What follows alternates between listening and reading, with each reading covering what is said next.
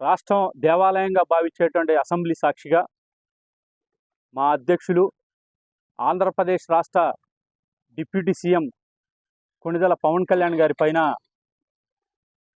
MLC Duvvada Srinivas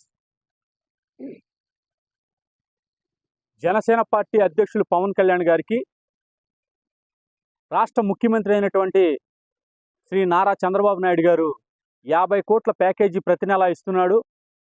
అందుకనే పవన్ కళ్యాణ్ గారు మాట్లాడలేదని చెప్పనేటువంటి విధంగా ఆధారరహితంగా విమర్శలు అయితే చేశాడు. ఆ రోజున అసెంబ్లీ సాక్షిగా చేశాడు. మేము ఈ రోజున దువ్వాడ శ్రీనివాస్ని గుడివాడ నియోజకవర్గం జిల్లా కార్యదర్శుల తరఫున ఆయన మీద రూరల్ పోలీస్ స్టేషన్లో కంప్లైంట్ ఫైల్ చేయడానికి వచ్చాం. ఓ బాధ్యత కలిగినటువంటి పదవిలో ఉండి ఆయనకంటే పెద్ద బాధ్యతలో ఉన్నటువంటి డిప్యూటీ సీఎం హోదాలో ఉన్నటువంటి పవన్ కళ్యాణ్ గారి పైన అసెంబ్లీ ఆవరణంలో ఏదైతే బడ్జెట్ సమావేశాల సెక్షన్ ప్రారంభం రోజు నువ్వు చేసినటువంటి విమర్శలకి నువ్వు ఆధారం చూపించాలని చెప్పని ఈ సందర్భంగా మేము జనసేన పార్టీ తరఫున కోరుతా ఉన్నాం.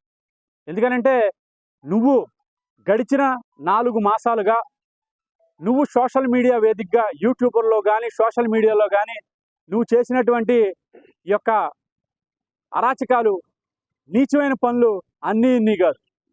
ఎందుకనంటే నీ కూతురు వయసు ఉండేటువంటి అమ్మాయితో సాక్షాత్తు తిరుపతి దేవస్థానానికి వెళ్ళి చేయలేని పనులన్నీ కూడా కలియుగ వెంకటేశ్వర స్వామి దేవస్థానంలో నువ్వు నీచమైన పనులు చేసావు. నువ్వు నీ కూతురు వయసు ఉన్నటువంటి అమ్మాయితో నువ్వు ఇంకా డైవర్స్ కూడా తీసుకోకుండా అక్కడికి తీసుకెళ్లి చట్టాపట్టాలు వేసుకు తిరుగుతున్నటువంటి దృశ్యాలన్నీ కూడా రాష్ట్ర ప్రజానికం అంతా కూడా చూశారు. నువ్వు అలాంటివన్నీ చేయడం కోసం చెప్పి పవన్ కళ్యాణ్ గారి మీద విమర్శలు చేస్తే జనసేన నాయకులుగా మేము చూస్తా ఊరుకుంటామని చెప్పని అనుకుంటా ఉన్నాం. నిన్ను రోడ్డుకి ఇడుస్తానికే ఈ రోజున మేము ఇక్కడ కంప్లైంట్ ఇవ్వబోతా ఉన్నాం. నువ్వు గనక ఆధారాలతో గనక నిరూపించలేకపోతే నీ దగ్గర ఆధారాలు ఉన్నాయని చెప్పావు, నువ్వు మాట్లాడుతున్నానని చెప్పావు. నువ్వు గనక ఆధారాలతో నిరూపించకపోతే గనక దువ్వాడ శ్రీనివాసు నిన్ను తగిన చట్టపరమైన శిక్షలు విధించడానికి మేమందరం కూడా సిద్ధంగా ఉన్నామని చెప్పని జనసేన నాయకుల తరఫున మేము తెలియజేస్తా ఉన్నాం.